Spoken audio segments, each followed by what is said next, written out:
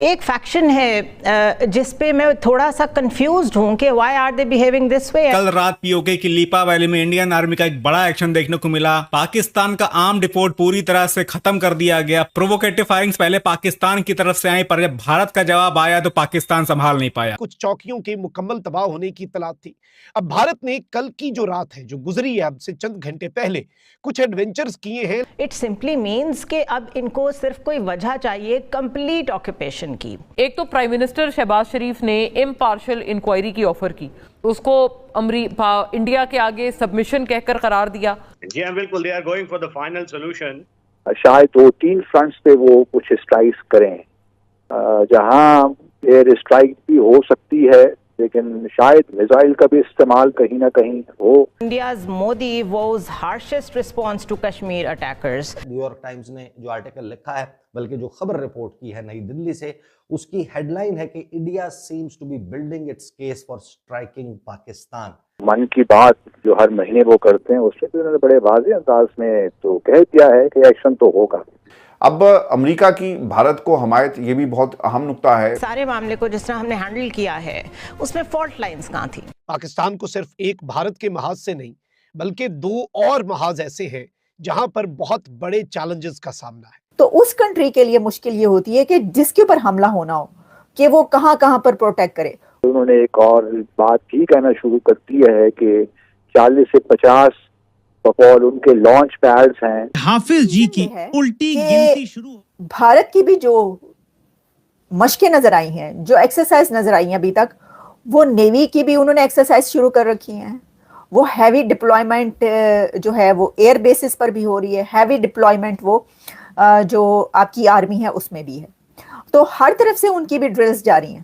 تو اس لیے یہ سمجھ میں نہیں آ رہا کہ کس طرف سے حملہ ہوگا. دیکھیں نا، حملہ جس نے کرنا ہوتا ہے اس کی طرف سے جو ہے یہ پتا چلنا چاہیے کہ کہاں پہ ہونا ہے، تبھی آپ اپنے اس ایریا کو پروٹیکٹ کر پائیں گے. تو اس کنٹری کے لیے مشکل یہ ہوتی ہے کہ جس کے اوپر حملہ ہونا ہو کہ وہ کہاں کہاں پر پروٹیکٹ کرے. وہ صرف اپنے کیلکولیشنز کر سکتے ہیں، اندازے لگا سکتے ہیں. جو ایک وار کی اسٹریٹجیز بنانے والے جو اتھارٹیز ہیں وہ اپنے تئیں اس کی کوشش کر سکتے ہیں. ادروائز یہ پتہ نہیں چل سکتا کہ کہاں سے حملہ ہوگا. جیسا کہ میں نے آپ کو پہلے بھی بتایا کہ کہا جا رہا ہے کہ بھارت کی طرف سے جو یہ حملہ ہوگا یہ کوئی صرف ایئر سٹرائک جیسے کہ پہلے بالا کوٹ یا اس طرح کی ہوئی ویسا نہیں ہوگا. یہ اس سے کچھ بگر ہے.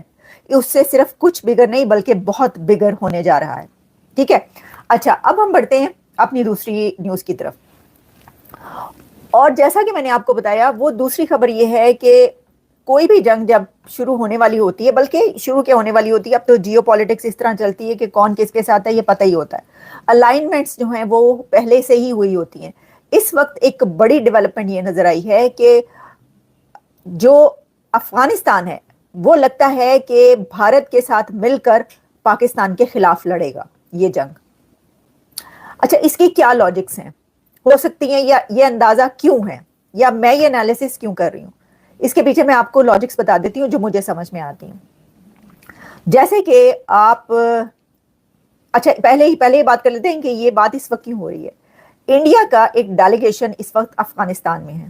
آنند پرکاش جو ہیں، جو کہ ریپریزنٹیٹیو ہیں فار افغانستان، پاکستان اور اس طرح کی کنٹریز کے لیے، وہ وہاں پر ان کی ملاقات ہوئی ہے امیر متقی کے ساتھ. اب دیکھیں، ویسے میں نے جب یہ دیکھا کہ اس کی کیا ڈیٹیلز ہیں تو اس میں یہ کہا جا رہا ہے کہ یہ سرمایہ کاری، انویسٹمنٹ انڈیا پاکستان کے بیچ، ٹریڈ، اس طرح کے اس پہ جو ہے، اور جو علاقائی صورتحال ہے، یعنی جو جیو پالیٹکس ہے. ٹھیک ہے، تو جیو پالیٹکس اس میں ہے، اس کے اوپر جو ہے وہ ٹاکس ہوئی ہیں ایک ایسی وقت میں، ایک ایسی سچویشن میں جبکہ پاکستان اور انڈیا جنگ کے دہانے پر ہیں.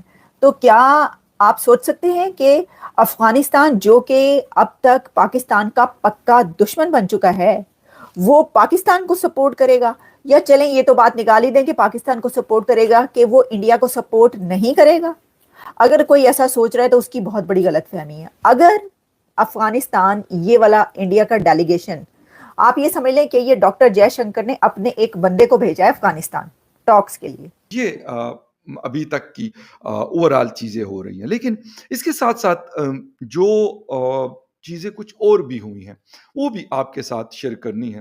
انڈیا نے جب رات کو اناؤنس کیا تو آج پاکستان اسٹاک ایکسچینج میں مطلب ایک دن میں 2500 پوائنٹ سے زیادہ جو ہے وہ گراوٹ ہوئی ہے، ڈکلائن کیا ہے اس نے. تو کیونکہ جب اس قسم کی سچویشن کریٹ ہوتی ہے تو اس کا جو امپیکٹ ہے وہ اسٹاک ایکسچینجز کے اوپر لازمی پڑتا ہے، کیونکہ جو انویسٹرز ہوتے ہیں ان کو لگتا ہے کہ کوئی پتہ نہیں کس وقت کوئی آپس میں ان لوگوں کا کوئی جھگڑا شروع ہو جائے. ایک تو یہ ہے. اس کے ساتھ ساتھ ایک خبر بڑی انٹرسٹنگ مجھے ملی کہ جی انڈیا نے پاکستان کا جو آفیشیل ٹویٹر اکاؤنٹ ہے گورنمنٹ آف پاکستان کا، اس کو بلاک کر دیا ہے انڈیا میں. اچھا، اس کے اوپر باتیں بہت ہو رہی ہیں کہ جی انڈیا نے اس کو بلاک کر دیا. او بھائی، جب انڈیا آپ کے ساتھ کوئی ریلیشن شپ نہیں رکھنا چاہتا، بارڈر پہ آنا جانا نہیں رکھنا چاہتا، ویزا دینا نہیں چاہتا، پانی نہیں دینا چاہتا، تو پھر مطلب ٹویٹر اکاؤنٹ بند کر دیا تو اس سے کیا فرق پڑتا ہے. لیکن اس میں جو انٹرسٹنگ چیز آپ کو بتانے والی ہے وہ کیا ہے، پاکستان کے اندر فیبرری 2024 سے ٹویٹر بند ہے، اس کو باقاعدہ بین کیا گیا ہے. اور اس کے پیچھے جو لاجک بتائی گئی کہ یہ پاکستان کی سیکیورٹی کے لیے بہت بڑا خطرہ ہے. اب جب اتنا بڑا خطرہ ہے تو پاکستان گورنمنٹ آف پاکستان کا جو آفیشیل اکاؤنٹ ہے وہ تو خود ان کو بند کر دینا چاہیے بجائے اس کے کہ انڈیا اس کو بلاک کرے.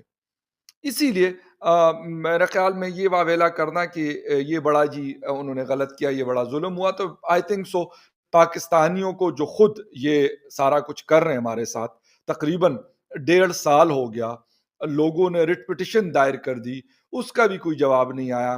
پی ٹی اے کے چیئرمین کو بلایا گیا، ان کی طرف سے بھی کوئی خاطر خواہ جواب نہیں دیا گیا، انٹیریئر منسٹری کی طرف سے بھی نہیں دیا. بس یہی کہا گیا کہ جی بس خطرہ ہے، ہم کہہ رہے کہ خطرہ ہے. تو جب خطرہ ہے تو ایسے خطرے کی چیزیں جو ہیں وہ تو نہیں ہونی چاہیے. اسی لیے